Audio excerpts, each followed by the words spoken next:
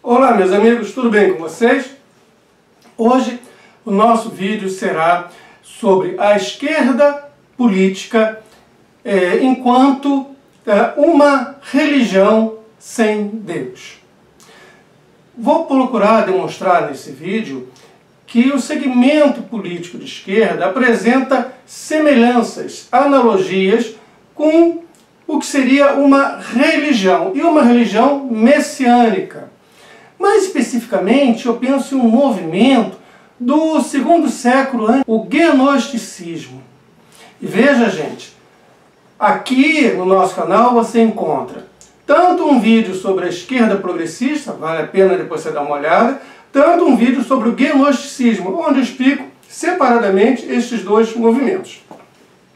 Gente, o gnosticismo ele foi considerado uma heresia pela Igreja Católica Apostólica Romana, e assim foi combatida pelos chamados padres apologistas.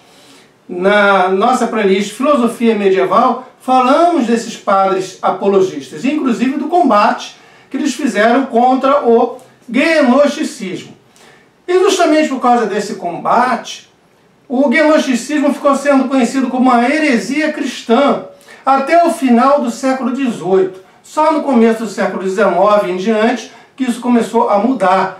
E começou-se a entender que o gnosticismo é uma religião, inclusive muito mais antiga que o cristianismo. Não se trata de uma mera dissidência, divergência do cristianismo, de uma heresia, de uma escolha. E que o gnosticismo sofre influência de diversas culturas da região, inclusive do Oriente.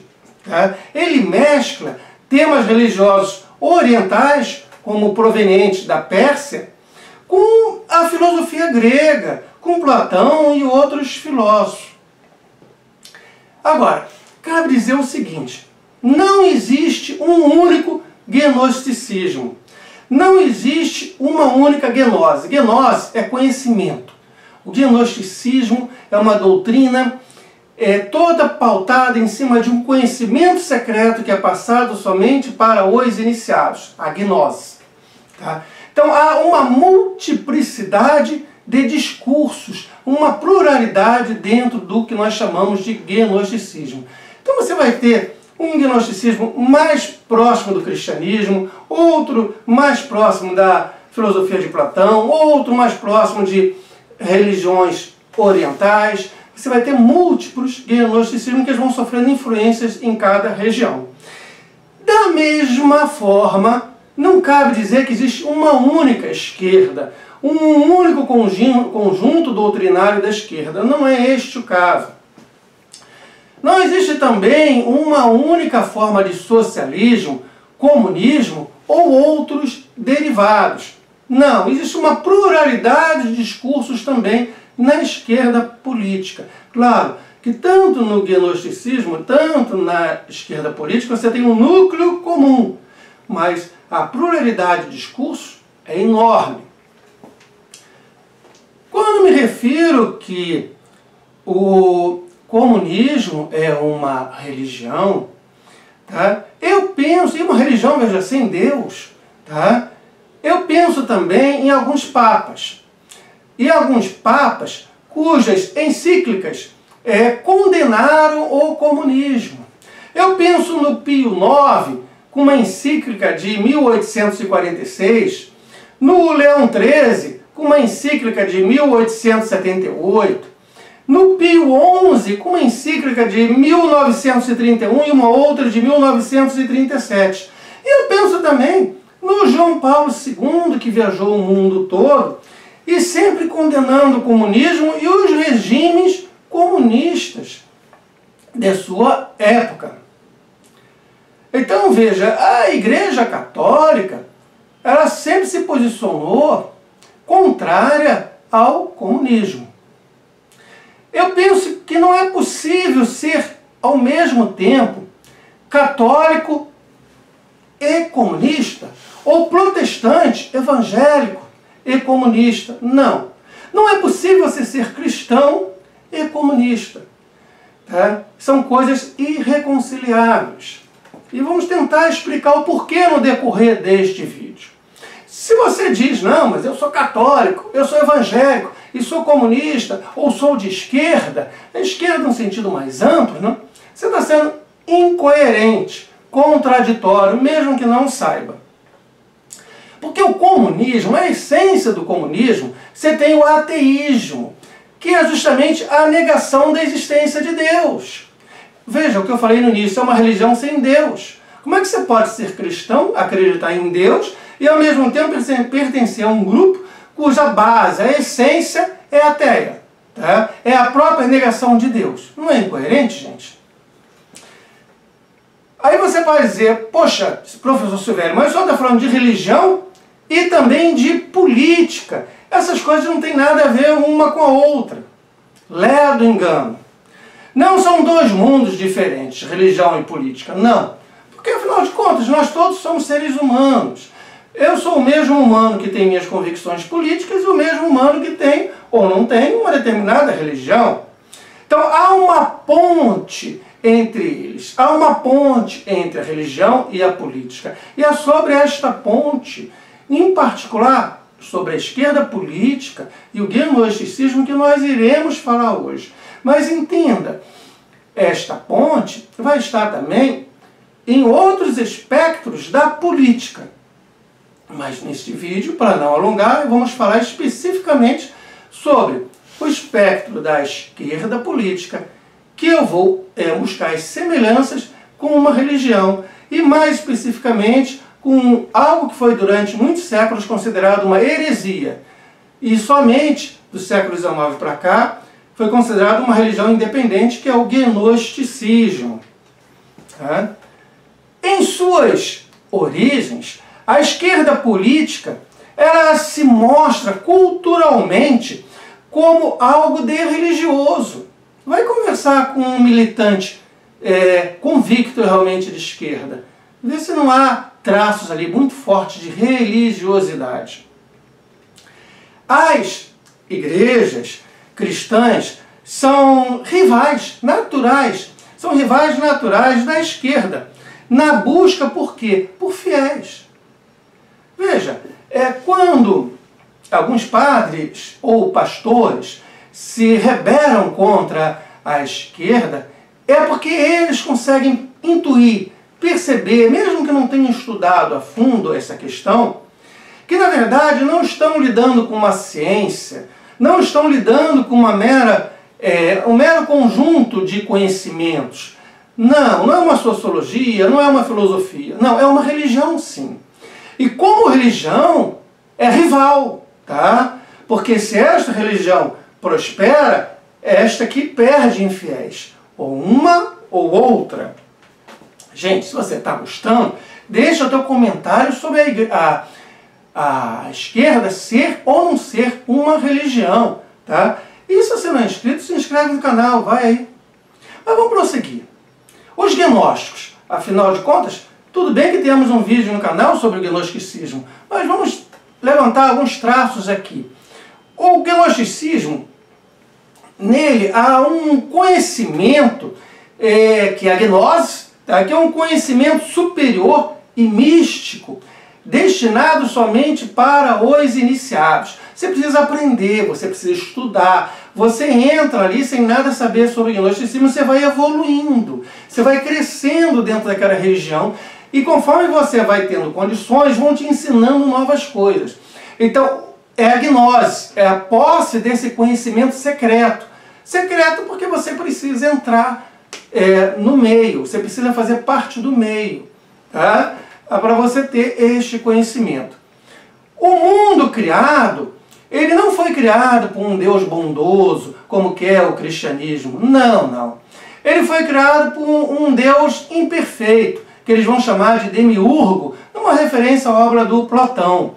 E esse Deus imperfeito só poderia criar um mundo imperfeito. E é um mundo mau, tá? É imperfeito e mal, porque a matéria, esse mundo é feito por matéria e espírito. O espírito é algo bom, tá? O espírito vem em relação ao bem, o bem maior, mas a matéria não. A matéria representa o elemento mal, tá? E a salvação, tá? No gnosticismo, a salvação se dá pela gnose, ou seja, pelo conhecimento. Veja, não é que nem no cristianismo. A salvação é a salvação do pecado, pecado universal, vem lá de Adão para nós. Não, não, não, não. A salvação é a posse desse conhecimento. Tá? E a esquerda, gente? Tá? Olha, o mundo também é imperfeito para a esquerda. Esse mundo é totalmente imperfeito. É um lugar de injustiças e um lugar de opressão. Tá? Sempre. Para a esquerda, a salvação não se dá pela crença em um determinado Deus, como o Deus cristão. Não, não, não. A salvação se dá pelo conhecimento dado aos iniciados. Tá? O conhecimento lhe permite libertar-se deste mundo, da mesma forma que no gnosticismo. Tá? O mundo, esse mundo aqui à nossa volta, é um lugar estranho, um lugar mau. Tá? E isso gera o quê? Uma profunda, para o militante de esquerda, né? Uma profunda sensação de estar preso aqui nesse lugar terrível, nesse lugar mau. Isso gera o quê? A angústia por se sentir preso em um lugar ruim, terrível, opressor, tá? Injusto. Tá? Então, uma profunda angústia. Já no gnosticismo, veja bem, nós temos a ideia de, já que o mundo é mau, já que a matéria é algo ruim, algo mau, vamos evitar reproduzir esta mesma matéria. Tá? Por meio de quê? Dos nossos filhos. Não vamos ter filhos. Tá? Ter filhos é ruim. Tá? Vamos evitar também a família. Não vamos formar uma família, não vamos ter casamento e vamos evitar a sexualidade. Por quê? Porque tudo isso acaba gerando a reprodução da matéria. Tá? Dois sexos, um homem e uma mulher, é algo ruim também. Tá? Por quê? Isso tudo acaba focando na geração de filhos. E quando nós geramos filhos, nós reproduzimos a matéria. E reproduzir a matéria é aprisionar o espírito nesta matéria. A matéria é algo eminentemente ruim. Devemos evitar. Olha, gente, para ambos, tanto para os gnósticos, tanto para os militantes de esquerda, os prazeres e as benesses do mundo, porque eles não negam que, para mim, possa ter coisas boas no mundo. Nós dizem que o mundo é mal, mal com L, tá? Mas não totalmente mal com U. Pode ter coisas boas no mundo, boas para mim, mesmo sendo mal, tá? Então, os dois vão concordar, a esquerda e os gnósticos. Há prazeres, há benesses nesse mundo, claro que há. É algo para ser superado, no entanto. Tá? É um obstáculo que deve ser superado. Os gnósticos, eles entendem que o mundo é mal, que a matéria é algo de mal. Tá? E é onde, na verdade, a matéria é onde se encontra o mal. Tá? O espírito está aprisionado na matéria. Então nós devemos, por causa disso, evitar a reprodução da matéria. Vamos evitar ter filhos. Tá? E a esquerda? Tá? A esquerda faz uma crítica à sociedade capitalista, consumista e à alienação. Tá? Veja, esse mundo à nossa volta é visto também como uma coisa ruim, maléfica, deve ser destruída. Tá? A esquerda apresenta uma crítica, um questionamento a todas as estruturas sociais e políticas, tá? Aqui presentes. Todas são ruins, devem ser transformadas. Os gnósticos, como também a esquerda política, nós temos que o militante de esquerda, ou o iniciado no gnosticismo, é um dos eleitos. Tá? Sim, gente, ele é um dos eleitos para ter conhecimento da verdade. Tá? Ele é detentor de um conhecimento que vai diferenciá-lo das demais pessoas. Ele sabe algo que eu e você não sabemos. Tá? Esse militante de esquerda, por querer mudar esse mundo, transformar esse mundo em algo melhor, ele é alguém bom e puro, mesmo que os seus métodos não sejam. Ele está acima de qualquer regra moral ou legal, tá? Que você possa imaginar, tá? Em sua constante luta por tornar este mundo em algo melhor, em transformar este mundo.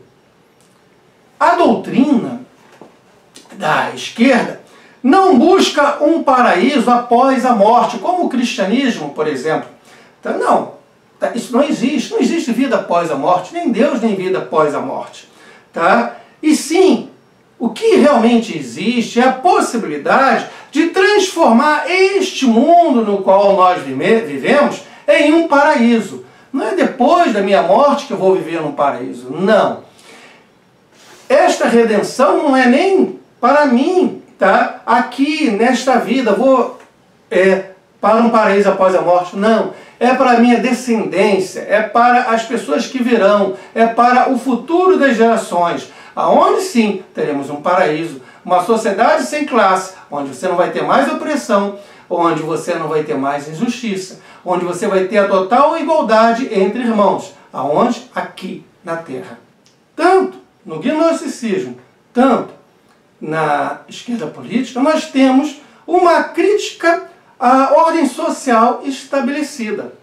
Veja, o gnosticismo há de apresentar, à época, uma crítica ao, então, cristianismo que está ali desenvolvendo as suas estruturas.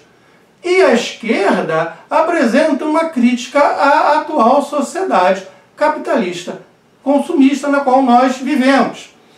Então há uma busca por transformação e por libertação. E veja, libertação de quê?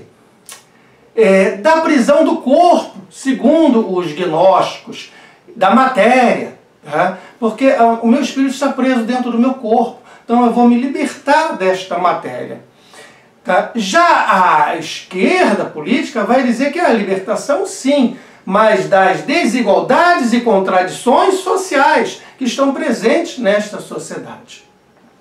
Em ambos, gnosticismo e esquerda política, temos a tomada de consciência por meio de quê? Do conhecimento, da gnose. Os gnósticos vão chamar esse conhecimento de gnose. Mas é pela posse desse conhecimento que eu tomo consciência da minha realidade neste mundo.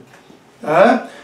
Então, eu vou chamar de gnose esse conhecimento quando estiver me referindo ao gnosticismo. E vou chamar, quando eu estiver me referindo à esquerda, se for pensando, por exemplo, no Marx, em conscientização das classes, sabe? As classes oprimidas sobre sua real situação e sobre o potencial revolucionário. De quem? Da classe operária. Vou ter a classe da burguesia e vou ter o operariado. Mas o operariado, a classe operária, o proletário, tá? O proletariado vai ter um grande potencial revolucionário transformador, né? Que ele vai exercer contra a classe dominante, que é a burguesia. Mas se você quiser pensar em termos da escola de Frankfurt, temos uma playlist aqui no canal sobre ela, você pode pensar no potencial revolucionário contido nas contradições sociais. Ou então, em classes ou grupos, opressores versus oprimidos, aí fazendo referência a brancos e negros, homossexuais, heterossexuais, homens, mulheres, pessoas que estão soltas, libertas, e pessoas que estão presas em presídios e por aí vai.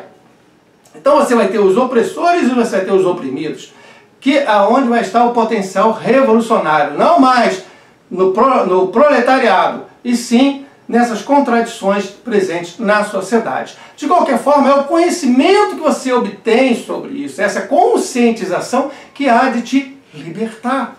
Tá?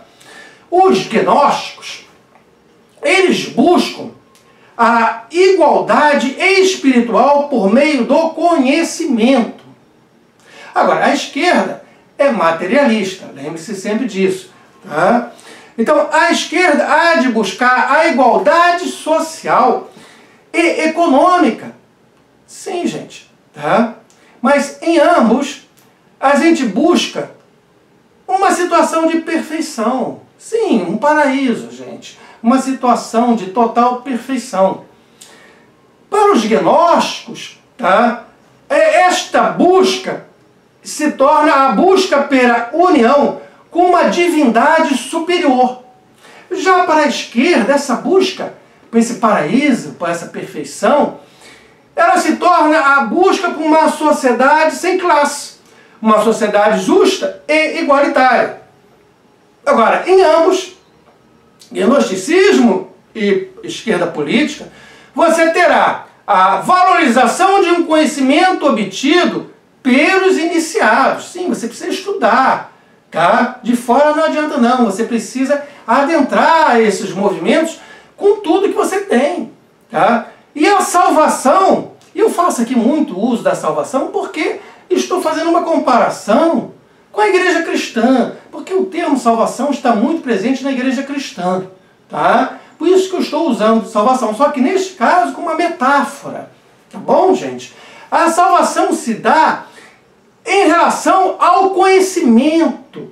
É o conhecimento que te salva. E não é salvação do pecado, não é isso, gente. O conhecimento desempenha um papel central, tanto no gnosticismo, tanto na esquerda política. Agora, com relação ao conhecimento, em relação ao gnosticismo, eu posso dizer que está associado, sim, à salvação.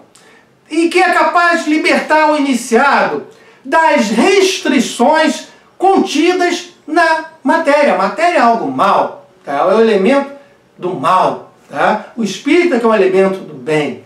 Tá? E esse conhecimento dos gnósticos há de permitir a união com o divino e alcançar um estágio superior de existência espiritual. Já para a esquerda, esse conhecimento, ele aparece como conscientização, tá? Mas é semelhante à gnose, que é o conhecimento dos gnósticos. E veja, para a esquerda política, obter conhecimento crítico sobre as estruturas sociais e econômicas, sobre as desigualdades e injustiças sociais é a meta. Você precisa obter esse conhecimento para poder transformar a sociedade. É entender, é se conscientizar, tá? Para depois você atuar, tá? De forma transformadora. A esquerda política é uma religião sem Deus. Tá? Se pegar os principais escritos, tá? Você vai ver que há ateísmo, por isso que eu citei, inclusive, os papas no início fazendo o combate, tá? Ao comunismo. Tá? As recompensas que você possa ter pelo seu bom comportamento dentro da esquerda política não se darão num paraíso após a morte. Não, não. É para as gerações futuras. Você trabalha aqui, mas é para as gerações futuras. A sua redenção é dada por você conseguir antecipar a revolução. Sim, a revolução comunista, a sociedade sem classe, que é o paraíso aqui na Terra. O paraíso não é, portanto, após a sua morte. O paraíso é aqui mesmo, nesse lugar onde nós vivemos hoje, a Terra. Tá? E ele é para ser usufruído pelos vivos, e não pelos mortos, pela sua alma. Não. É os vivos mesmo que vão usufruir desse paraíso. Não será você, claro. Serão gerações futuras, mas você vai contribuir por isso. Sua redenção tem a ver com isso, gente. Então, não existe Deus. Não. Não existe uma vida após a morte. Não. Tá? E a esquerda política, em particular o comunismo, ele subverte a moral e a ética cristã. O bem, por exemplo, eu não vou explicar o que é o bem e o que é o mal dentro da moral e a ética cristã. Não, temos vídeos lá na filosofia medieval, essa playlist, onde eu explico essas questões. Tá? Você pode dar uma olhada depois lá. Mas vamos ver o que é o bem dentro do posicionamento político de esquerda. O bem é tudo que possa antecipar a revolução. A revolução comunista, a sociedade sem classe, tá? Esse paraíso aqui na Terra, de justiça, acabar com a opressão. Isso é o bem. Qualquer coisa que você faça, se antecipar a vinda desse paraíso aqui na Terra, isso é bem. E o que é o mal? Mal é tudo que possa retardar a proximidade desta revolução, da sociedade sem classe, tá? Do fim das injustiças, do fim da opressão social. Olha, se bem e mal é isto, então tudo, minha gente, tudo é relativo, tá? Então, tudo vai ser relativizado. Veja, mentira é algo bom ou é algo mal? Depende, é relativo. Se a sua mentira antecipa a revolução, é algo bom. Se a sua mentira retarda a revolução, é algo ruim, é algo mal. E assassinato? A mesma coisa.